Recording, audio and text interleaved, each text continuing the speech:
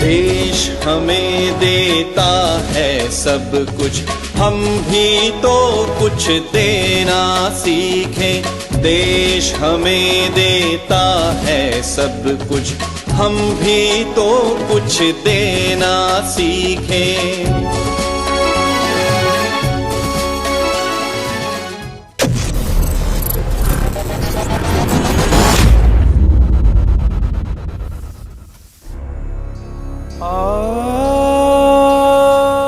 लगभग समय जितना ही प्राचीन,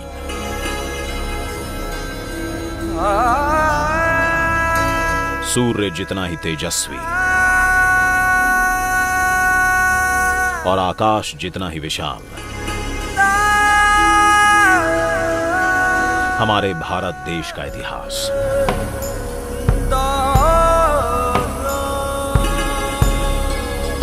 ज्ञान, विज्ञान और समृद्धि से सजा इतिहास।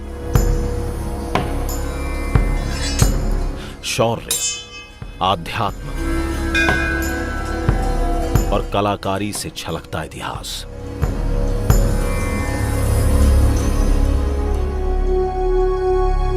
आधुनिक भारत के शिल्पियों ने दिशा दिखाई।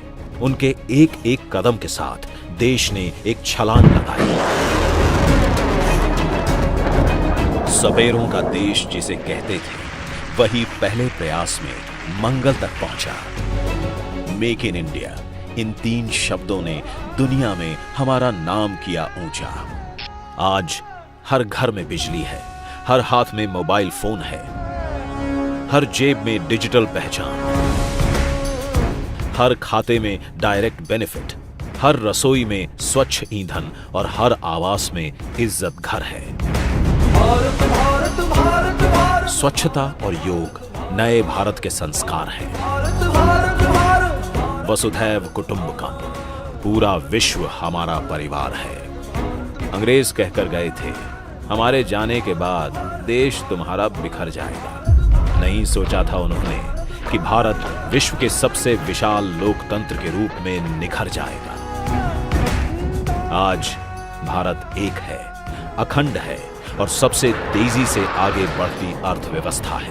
आत्मनिर्भर भारत, आत्मनिर्भर भारत। आत्मनिर्भर भारत ये एक प्रकार से शब्द नहीं, ये आज 130 करोड़ देशवासियों के लिए मंत्र बन गया है।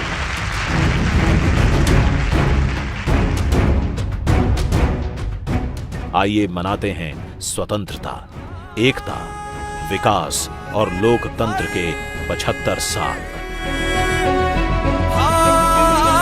2022 में भारत अपनी आजादी के 75 साल पूरे करेगा। आइए इस महापर्व की तैयारी में जुट जाते हैं। भारत भारत भारत भारत, आइए बनाते हैं आत्मनिर्भर भारत। आइए मनाते हैं भारत की आजादी का अमृत महोत्सव।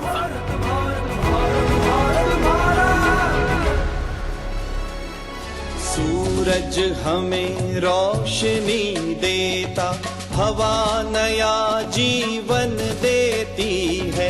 सूरज हमें रोशनी। कैप्टन मनोज पांडे बचपन से ही जैसे 100 बच्चे खड़े हों उसमें अलग दिखते थे। बचपन में करीब 2.5 साल के वो जब थे, तब मैं उनको गांव से डिस्ट्रिक्ट सीतापुर से लखनऊ ले आया था पढ़ाई के पर्पज़ से। तो सारी पढ़ाई उनकी लखनऊ में ही हुई है और थ्रू आउट फर्स्ट क्लास वो पास होते थे हर क्लास में। इसके बाद में रानी लक्ष्मीबाई स्कूल में इनका एडमिशन हमने करवाया। ईश्वर की गति ऐसी चली कि उसी साल यूपी सैनिक स्कूल लखनऊ को उसमें शामिल किया गया, जिसमें मनोज का सिलेक्शन यूपी सैनिक स्कूल लखनऊ में हुआ। हम 4 भाई बहन हैं। हम चारों में भैया कैप्टन मनोज पांडे वो सबसे बड़े थे। अधिकतर जो उनका समय था वो घर से बाहर ही रहा। बांसुरी बजाना उनको बहुत पसंद था। ये उनका वहाँ पर स्कूल में पहुँचने के बाद वहाँ का प्रशिक्षण, वहाँ की परेड वगैरह, वहाँ का जो शिक्षा थी सैनिक बनने की, वो सब यूपी सैनिक स्कूल लखनऊ से ही उनको प्राप्त हुई। तो मनोज ने 2 चीज़ें चुनी थी, एक तो रुड़की विश्वविद्यालय से इंजीनियरिंग और दूसरा एनडीए की परीक्षा। बहुत से मेडल हमारे पास घर में उनके सैनिक स्कूल के जीते हुए रखे हैं। अब ये वित्त का विधान ही समझिए, जब इंटरमीडिएट इन्होंने पास किया तो दोनों कार्डर लेटर एक साथ आए, एनडीए का भी आया और रुड़की विश्वविद्यालय से भी आया। एक ही दिन में एक ही पोस्ट में दोनों इंटरव्यू लेटर करके आया। तो घर में सबका विचार बना कि बेटा रुड़की विश्वविद्यालय में इंजीनियरिंग के लिए जाए, लेकिन मनोज का मन सेना में जाने का था। मनोज ने अपनी माँ से कहा कि मैं एनडीए की परीक्षा दे आऊँगा, यदि पास हो जाऊँगा तो ठीक है, नहीं तो फिर हम रुड़की विश्वविद्यालय में इंजीनियरिंग के लिए चले जाएंगे। ये वित्त का विधान है, ऊपर वाले की ऐसी माया थी, सब ऊपर वाले की रचना है। 67 बच्चे बनारस इंटरव्यू देने के लिए एनडीए के लिए गए थे, अकेले मनोज का सिलेक्शन हुआ था उन 67 बच्चों में। एनडीए में जब उनसे पूछा गया कि why do want to join the arm forces, सेना आप क्यों ज्वाइन करना चाहते हैं, तो उन्होंने कहा मैं परमवीर चक्र पाना चाहता हूँ। जो एक रिटन स्टेटमेंट अभी भी उनका लिखा हुआ है, एक रिकॉर्ड है। हमारे परिवार में कोई भी सेना में कुत्तों से नहीं गया था।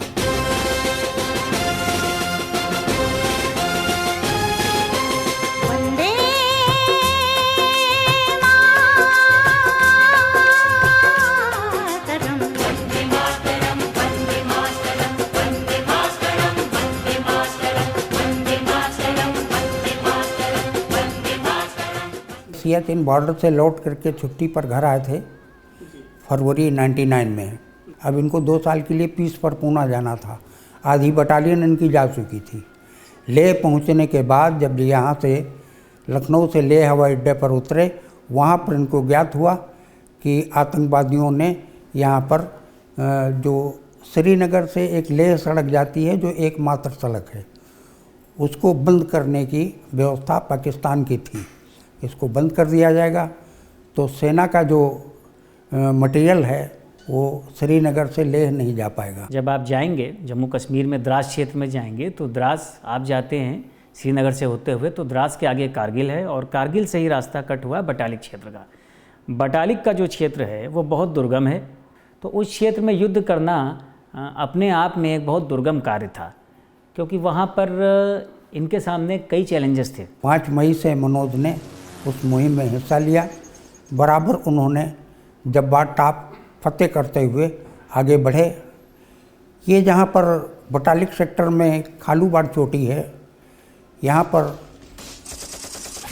चारों तरफ से पाकिस्तानी अपने पोजीशन पर 18,000, 19,000, 18,500 फीट की ऊंचाई पर सब बैठे हुए थे। उनको नीचे से भगा पाना, ऊपर क्योंकि ऊपर मुतदी से बैठे हुए थे, नीचे भगा पाना बड़ा कठिन था। वीर बहादुर सिपाहियों ने उस चुनौती को स्वीकार किया और खालूबाड़ टॉप ऐसा टॉप था जहाँ पर 47 पाकिस्तानी ऊपर मौजूद थे और वो जो भी टुकड़ी यहाँ से निकलती थी दिन में उसको मार गिराते थे।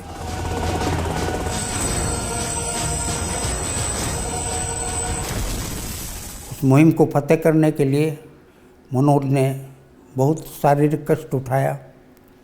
उसके बीच में एक झरना पड़ता था बर्फ़ का, जो कमर के ऊपर था। वहाँ तक आने जाने के लिए इनका कैंप 1.5 किलोमीटर दूर पड़ा था।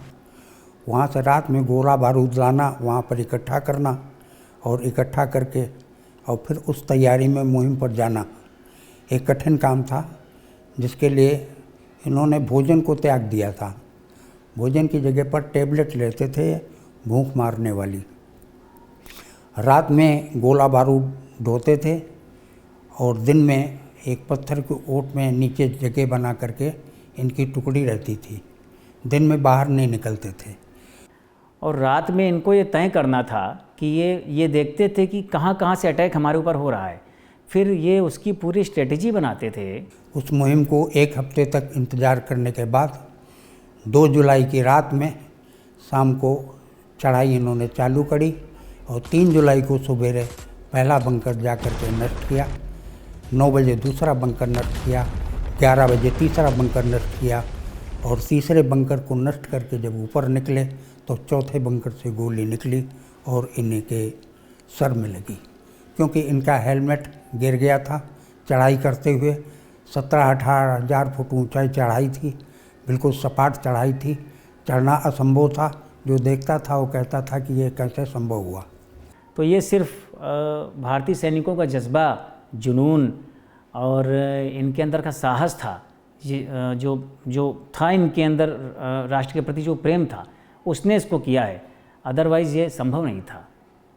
चौथे बंकर से जब गोली आई इनके मस्तक पर लगी तो ये बिल्कुल खून से लथपथ हो गए, लेकिन आत्मबल, आत्मशक्ति इनकी इतनी ज़्यादा थी कि अपने जवानों को ललकारते हुए चौथे बंकर पर भी अटैक किया। और वहाँ पर इनके पास उस समय कारतूस नहीं बचे थे, एक ग्रेनाइट बचा था और इनकी एक अपनी खुखरी होती है गोरखा रेजिमेंट की, उस खुखरी के द्वारा उस ग्रेनाइट को बंकर में दाग कर उसी में कूद गए और खुखरियों से उनके गले काट करके, और जब बाहर निकले तो पत्थर की ऊँट पे बैठ गए, फिर ये उठ नहीं पाए।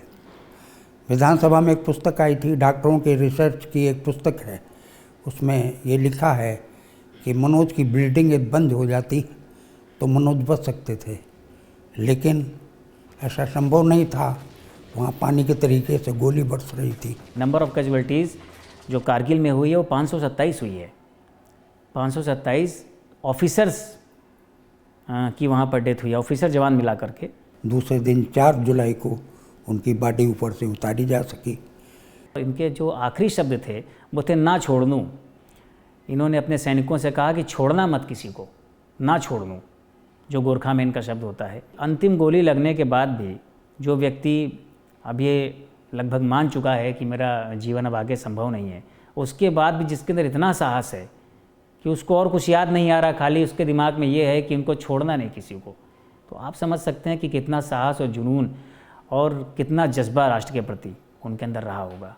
अपने पूरे साहस, अपनी पूरी सूझबूझ, अपने राष्ट्र प्रेम को दर्शाते हुए जिस उद्देश्य से वो सेना में गए थे, वो उद्देश्य उनका पूरा हुआ। अपने प्राणों का उत्सर्ग करके मातृभूमि की रक्षा के लिए अपने प्राणों का उत्सर्ग किया, जिससे पूरे राष्ट्र को इस बात का गर्व है कि आज हमारी मातृभूमि उन आतंकवादियों से छुड़ा सके। हमारे लिए वो बड़ा हृदय विदारक समय था और पूरा परिवार हमारा लगभग इसको सुनने के बाद में किसी को मतलब होश नहीं रहा कि ये, पहले तो विश्वास नहीं हुआ कि ऐसा भी हो सकता है। तो हमने जब ये न्यूज़ सुनी तो हम लोग को पहले तो भरोसा नहीं हुआ, उसके बाद हम लोग बिल्कुल सदमे में चले गए। बड़ा वो दिन कुछ ऐसे थे, परिस्थितियाँ बिल्कुल बहुत दुख था पूरे परिवार में। आज भी हम लोगों को वो सब यादें हैं, लेकिन साथ में गर्व की अनुभूति है कि मृत्यु तो होती है, सबकी मृत्यु तय है, लेकिन एक मृत्यु ऐसी होती है जिसको मृत्यु नहीं कहते हैं, आप कहते हैं कि वो व्यक्ति अमर हुआ है। ये एक कार्य तो था ही बहादुरी का, ये एक विचार था, ये एक विचार छोड़ करके गए हैं और इस विचार के पीछे प्रेरणा है, इंस्पिरेशन है, देश के लिए कुछ करने की जज्बा है, कुछ काम करने का।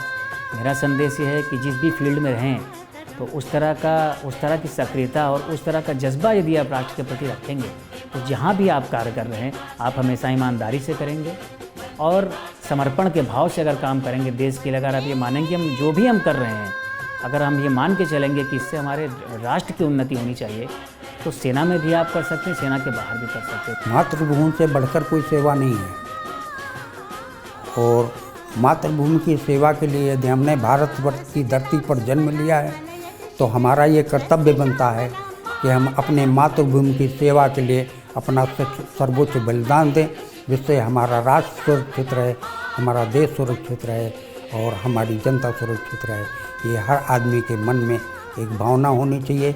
इस चीज़ से घबराना नहीं चाहिए कि हम सेना में जाएंगे तो हमको कुछ हो जाएगा। होगा तभी जब ऊपर वाला चाहेगा, ऊपर वाला यश चाहेगा तो यश मिलेगा और सेना में जा कर के यदि आप तन और मन से अपने राष्ट्र की सेवा करते हैं तो उसका भविष्य उज्जवल ही होगा।